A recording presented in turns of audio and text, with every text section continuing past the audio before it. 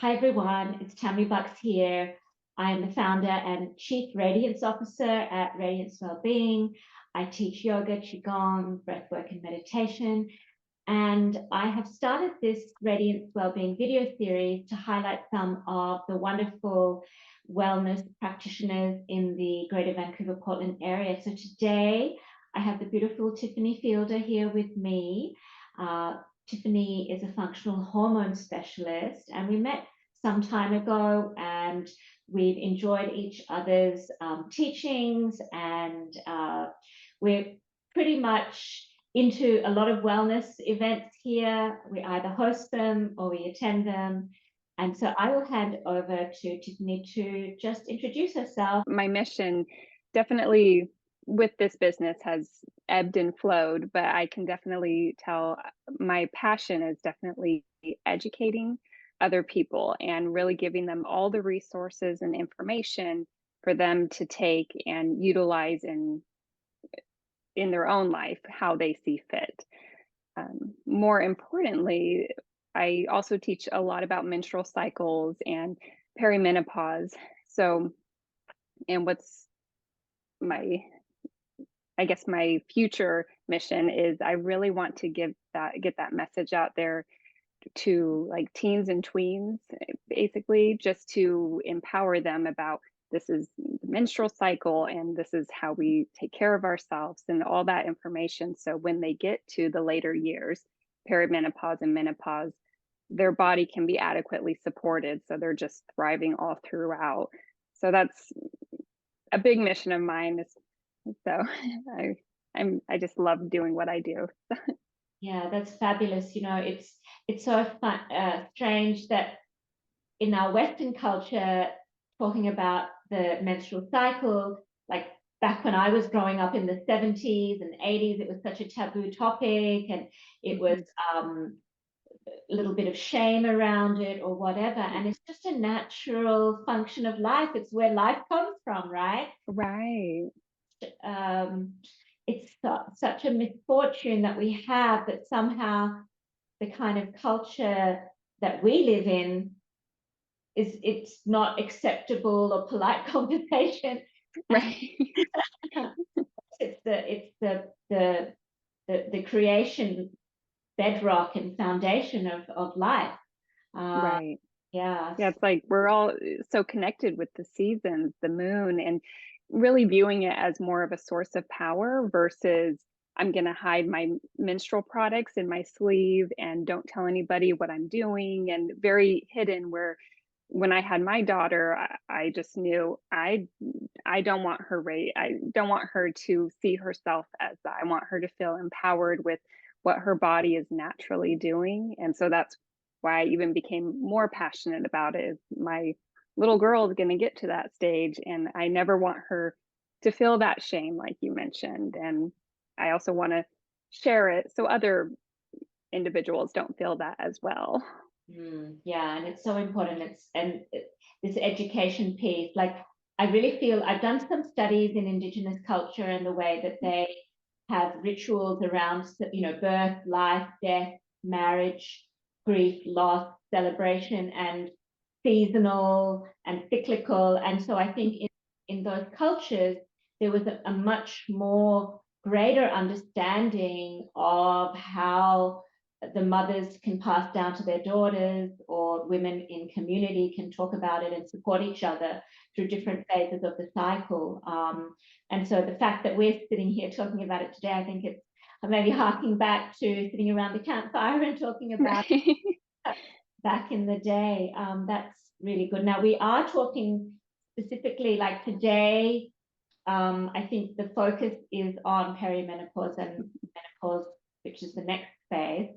Yes. Uh, and so perhaps if you can, so I've moved through perimenopause, I'm well into menopause, uh, probably moving towards postmenopause actually. But if you could just give the audience a little bit of an understanding of what actually happens in these two phases, how perimenopause and menopause are different, that would be great. Of course, yeah. I actually got into researching perimenopause myself when I started noticing changes in my own body, where it's just like, oh, what's happening? It's not menopause, but there's something new. And so that's why I ended up getting extra certification because of my own symptoms too. Um, but perimenopause, stage before menopause, it typically occurs 5 to 10 years prior to menopause starting. So it lasts for a really long time for some women. Tends to start late 30s, early 40s for some, not all. And what it basically means is your ovaries are slowing down. They're not producing as much progesterone as they typically do during your fertile years and the reproductive years. So just the hormones aren't being released as often, if at all, on a consistent basis. Um, Research has shown that a lot of people will it's been dubbed as a second puberty, where if you think back of your first menstrual cycle, you have a surge of hormones going through you, and it's just building on top of each other. You're going through emotions and mood swings, and you'll have heavy periods or light periods. And perimenopause is very similar, where it's not built, the hormones aren't building up, they're just very hyper. So a lot of women will go through the same feelings, the mood swings, the um, increased heavy periods. Typically it will start out lighter and then get heavier as time goes by. You'll have low libido or high libido, and just everything's in chaos. But eventually, in most cases, it does go back to normal. It starts normalizing as you transition closer to menopause. So it's definitely supporting your body and during those transitions to kind of alleviate some of those symptoms. Whereas with menopause, it's your ovaries have ceased to, you're not ovulating at all. So you're not producing progesterone or estrogen, testosterone as high as you were prior to starting menopause. And to be diagnosed with menopause, you have to be without a period for 12 months. So let's say you go 11 months without a period and you start on month number 12. It doesn't mean you're in menopause. It has to be a full year without a period. And so definitely looking at that. So that's where, yeah, barely no progesterone is being produced. And it can also occur naturally, which is ideal because then it gives your body time to transition. But then you also have the medically induced menopause that a lot of women will have to or need to go through the hysterectomies or which really with menopause, with the medically induced, it really puts your body into kind of like a crash landing into the hormone chaos when you do have it medically induced. So just being aware of that too, as if that's one of your listeners' options. So yeah, it's again, this is another thing that we are just starting to hear much more about. There is much more discussion. I'm sure social media is part of that, because a lot of people, celebrities or doctors or influencers or whoever you might talk to, speak about, they're actually coming into that phase now. So a lot of people who have a voice out there that other people listen to, and they're going through it, they want others to learn about it. And I even think I saw recently Oprah's doing a whole series of discussions around menopause and what does it mean, and having so many different kinds of experiences throughout that period, at that moment in time. And it's not even a moment in time, it's many, many years, right? So I know for myself that I'm probably one of the lucky ones, touch wood, that mine was very gradual and not too chaotic. But I do understand that there can be such a wide range of symptoms, and it can really impinge on everyday tasks that you have to do. It can impinge on your work life, can impinge on your family life. causing so much disturbance, sleepless nights and the hot flashes and the irritability and all sorts of things. But then not just that, but going into menopause and beyond, actual degenerative diseases that start to take place. Right. Like osteoporosis and Alzheimer's, and it's, yeah, I definitely feel that we are all our own best researchers. Like, I definitely don't want to invalidate research out there because there's a lot to be said for that. But we also, our own experiences of just talking about our experiences really bring forth more research, because we all go through different things. We're all going to have different symptoms and range of, yeah, the chaotic to the, well, I barely felt that type of thing. So yeah, just talking about it, because you always hear, oh, these are the symptoms you're going to experience, but it could be something completely different depending on who you're talking to. So just, inducing that conversation about it for sure. Yeah, and then I don't know, maybe we aren't taught that much, and maybe it's changed in school, but I don't remember ever learning that when menopause hits and your estrogen, progesterone, and testosterone start to take a nosedive to very minimal levels, then actually you're prone to women start to get prone to heart disease and breast cancer and just these stroke and all of these things that the hormones actually protect you from when you're younger. So that's Right. another piece that I don't know whether I was surprised to learn about it, or the fact that there's not a lot of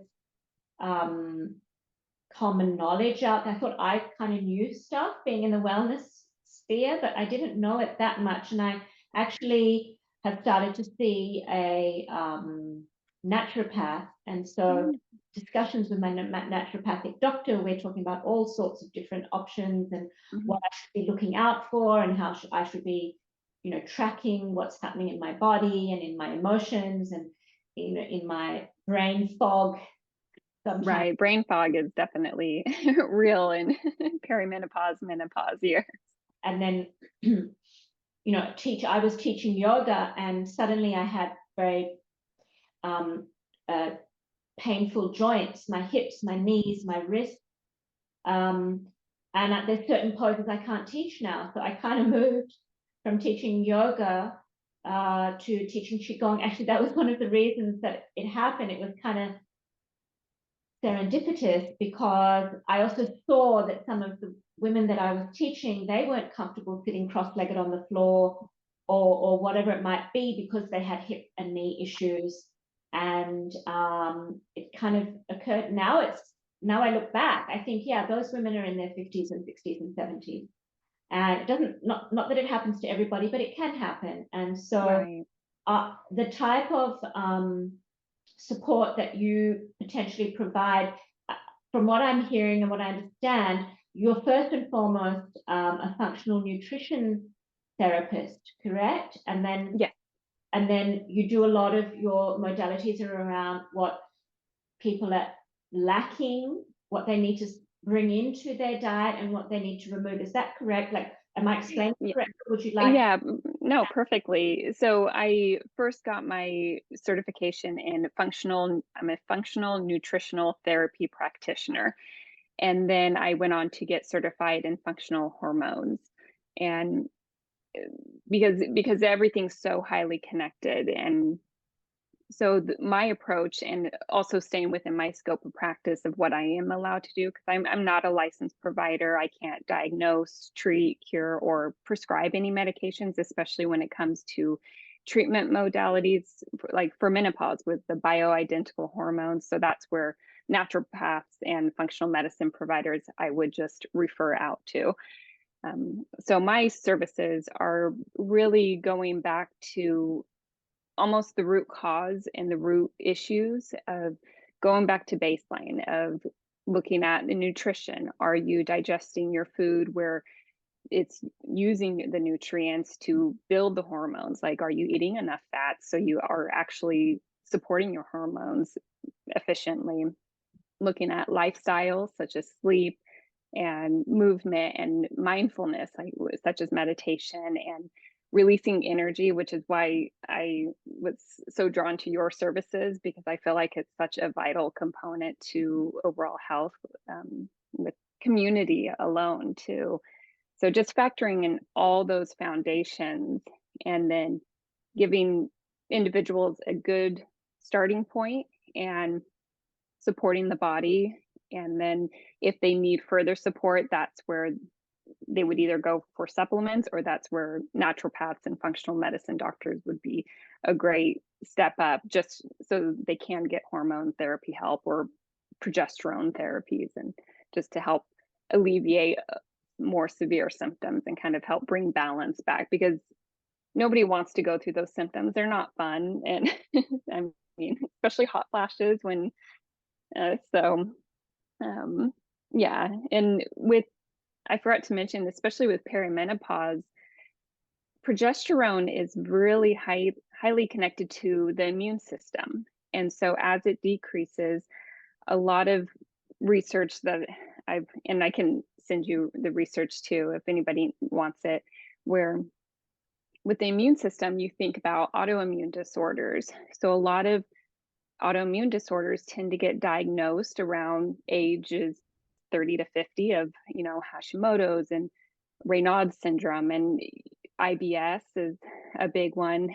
And so it's definitely like, is there a correlation with that? Because as the progesterone's decreasing, that's where all these immune system disorders are starting to kind of say, hello, I'm here, and just kind of supporting your body in that way. So Wonderful, wonderful. And I think, it's such a good idea to start with the basics of food and movement and mindset and those kind of things before launching forth to further, because even just making some changes in your diet and how you move your body and how you breathe, they can bring on such a lot of benefits. Like within weeks you'll see the difference. right.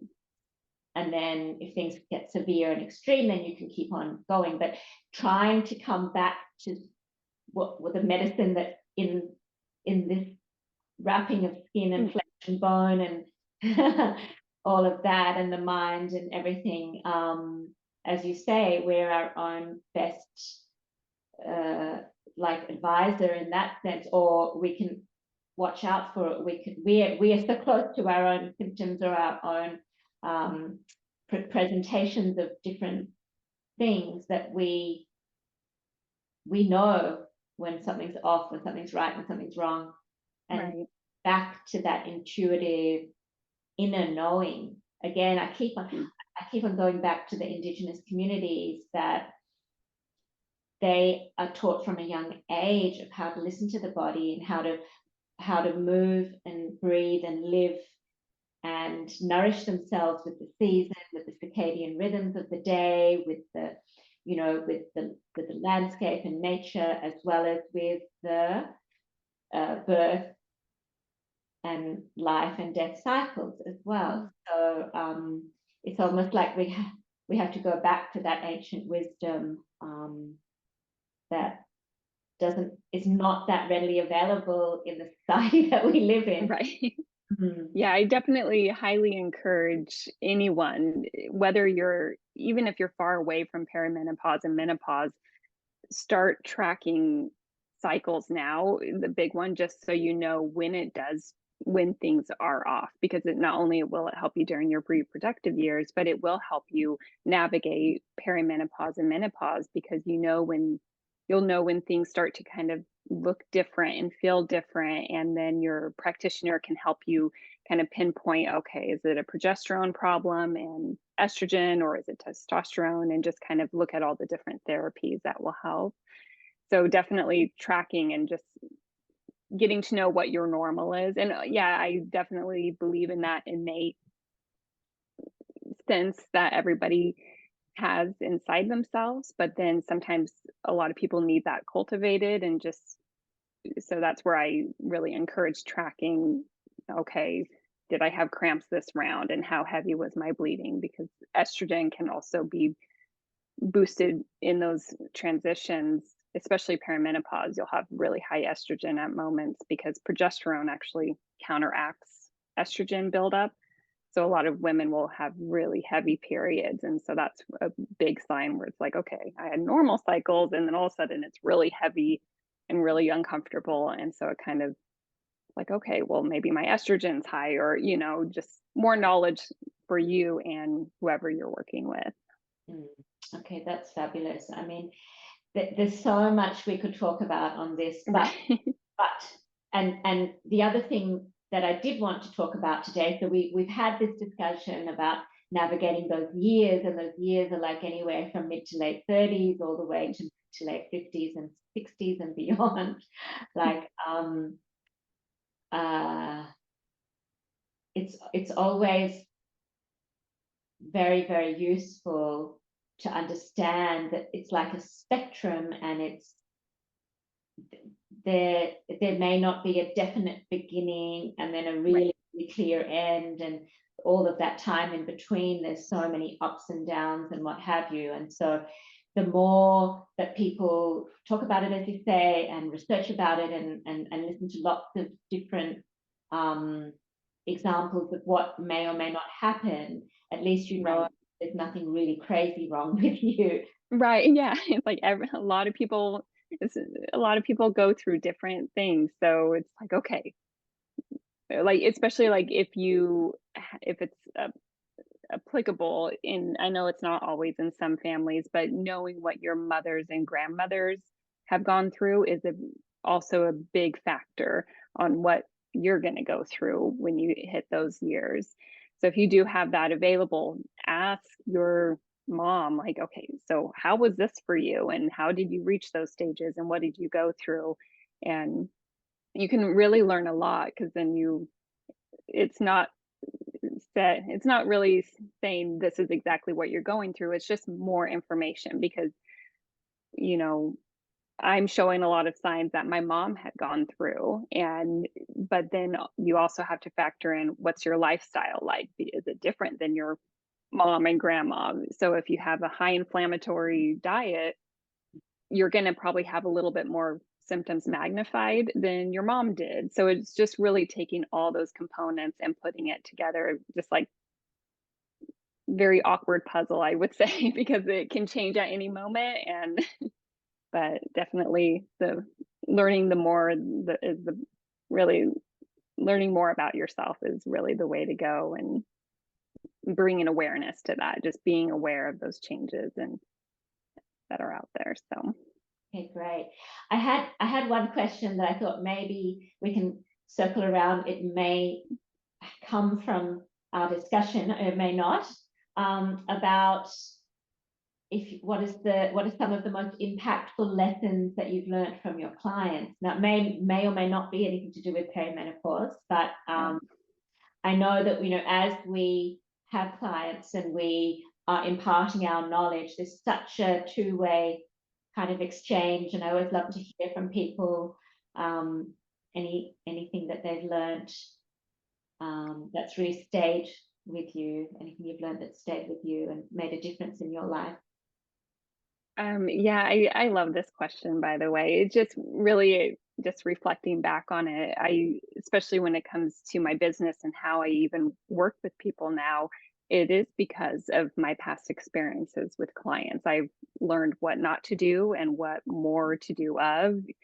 And the biggest thing is just allowing that grace and patience with just your own personal progress in general, because I can apply it to myself, and also bring forth to that to all my clients of, you can make all these changes, but just choose one thing and just allow yourself some grace. So if you don't follow it correctly, like, there's no shame in it. Like, I really don't like the guilt and the shame behind that. Oh, if you don't follow this regimen, this is terrible, you're going to have horrible health conditions and so on and so on, but really just paying attention to those small wins of like, did you wake up and drink a glass of water? And it's like, yes, that's, just start somewhere. And so I really encourage that, where it's just like, yeah, you can do all these changes, but really giving yourself grace for those moments in life that are stressful,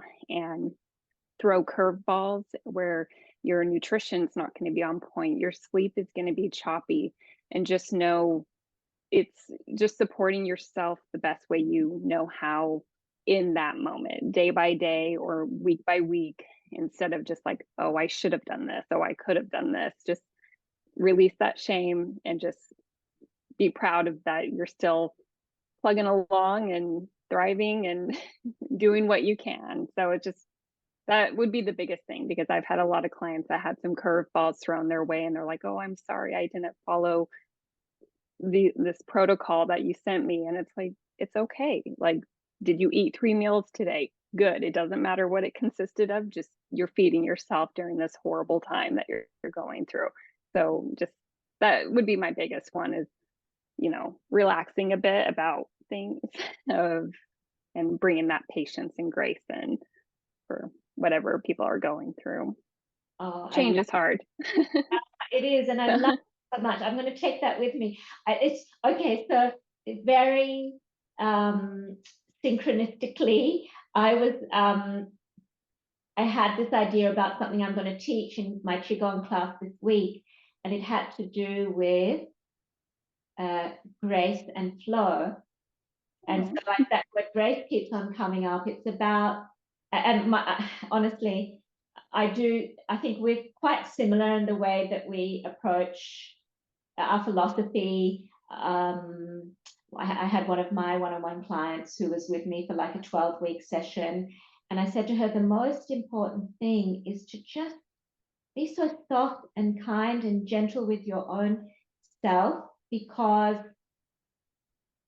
you can't like scold yourself into alignment. You've got to love yourself right, in alignment. You've got to have compassion and grace and faith and softness, and you have to allow yourself to unfold in that beautiful kind of natural way. Because if you as you said, with the shame piece, with the guilt piece, it just gets our nervous system back up in hmm, fight and flight, and then all right, of that progress that you've made, your fight and flight, you can't digest, you can't sleep at right, night, all of those things, all of the shoulda, coulda, woulda that you put on yourself, it is not beneficial in general, overall, in the long haul, to be right, so strict and like, like a school principal or something, right, sort of saying like that. We should be more gentle and soft and kind, because life is so unpredictable. So I right. really love that, and I love patience and grace. I'm going to take that with me this week. Yeah, very similar. Yeah, it's just I spent many years of being like, for me, being hard on myself. Like, why didn't I, especially when I used to do Whole30s and all those, the restrictive diets way back when, where it's just, if I missed a day, I was so hard on myself, like, oh, I could have done better, and really be hard on myself versus like, well, I got up today. I took some big deep breaths, like just be proud that I'm still moving forward, and just, yeah, being very gentle with yourself, especially because change is hard. There's so many years doing the same thing, and especially when it comes to food and nutrition in general, it's kind of like, yeah, if you're stressed out, you can be eating the most healthiest food, but if you're not in that parasympathetic state, nothing's happening. Like, you don't produce the stomach acid to digest your and break down your food. So it's really looking at everything in health versus just, oh, well, I ate really good today. It's like, well, where are you mentally? Where are you physically? Are you moving your body? And are you speaking kindly to yourself? Because it's all connected. So, Oh wow, yeah, I love it. we're on the same wavelength. I knew that. Oh, another question I love to ask is that what difference can you feel in your own well-being since you've started this business? Over Going back to the flexibility, when I first started my business or first getting into holistic nutrition in general, I was very, this is the way I eat, this is the right way.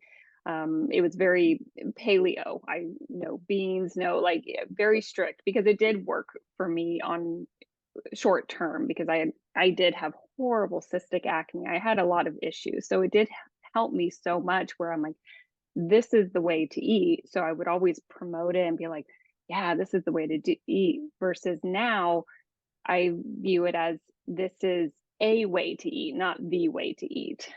It's because everybody is so different, and learning that bio individuality is really at the core of when I work with clients, because some people can't eat the same things that other people do, and some people can't do yoga, so we find something else for them. And just really catering and making whatever protocol we come up with more so something aligned with who they are and what they can do and what their body can digest also, versus a one size fits all.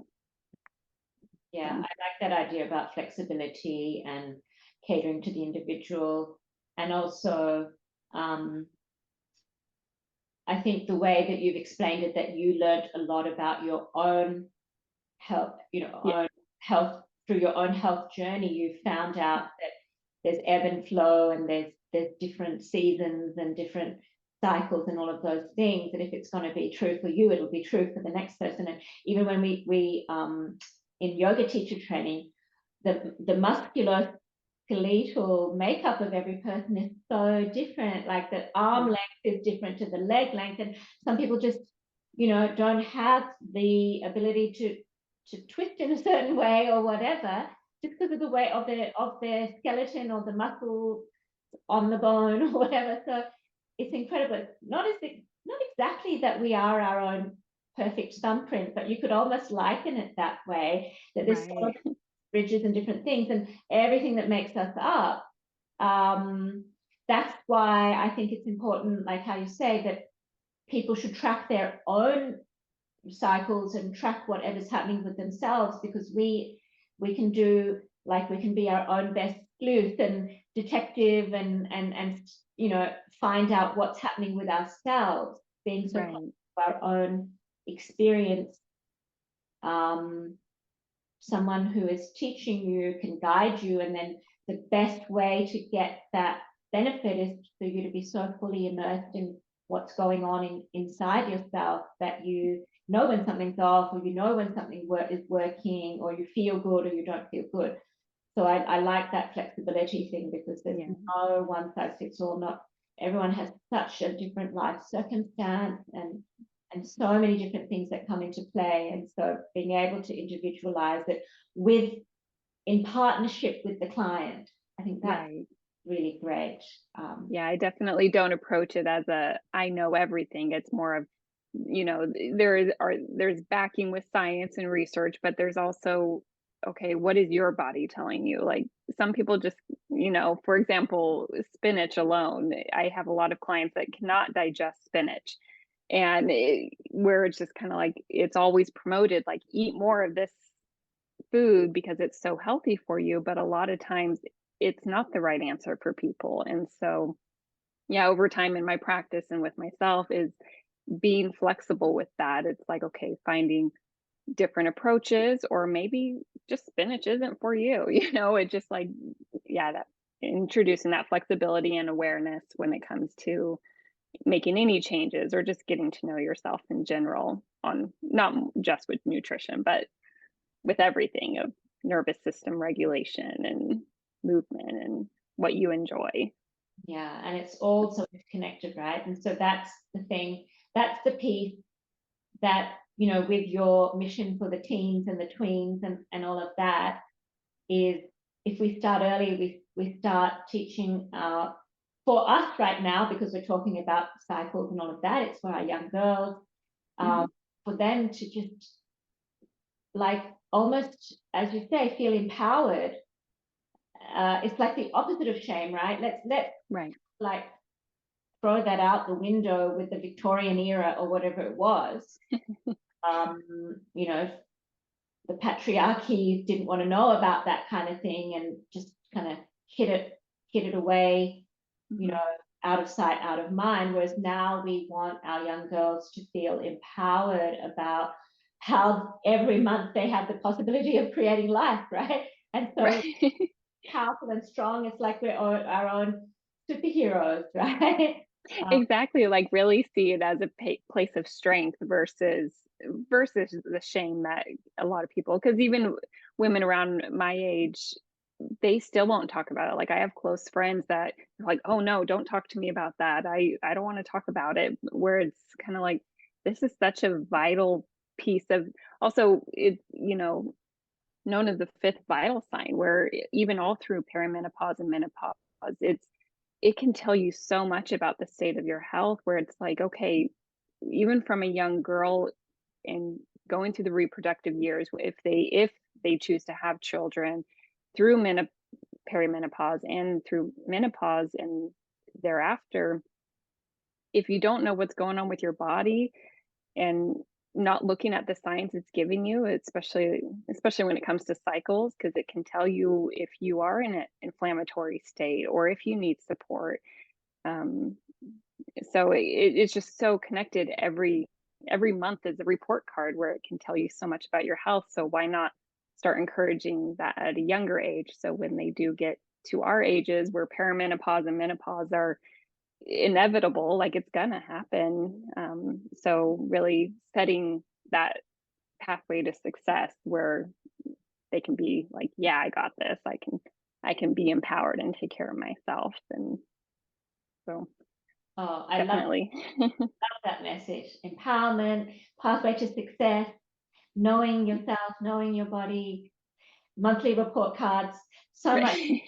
information. So what a fabulous discussion. And if you could let people know, Tiffany, how they can get in touch with you. Oh, right. So I do have a website. It's gatheringhealthandwellness.com. I also can be found on Facebook and Instagram. My messages and DMs are always open. I like any questions, or if anybody wants a resource like a cycle tracker or information about progesterone therapy or just questions in general too. Okay, wonderful. Oh, well, I'm so glad that we met and that we became friends and that Me too. this, I think it's a very special wellness community that we have here in Mhm. Vancouver. And there are some friends that we have in Portland as well who come Yeah. across Yeah. over there. But I feel like there's so much strength in being like supporting one another and being able to refer people backwards and forwards, Mhm. or Right. just being able to have these conversations. So thank you so much for being with me today, and thank you everyone. Thank you. And stay tuned for another episode of the Radiance Wellbeing video series on my YouTube channel. And love and blessings always. See you soon.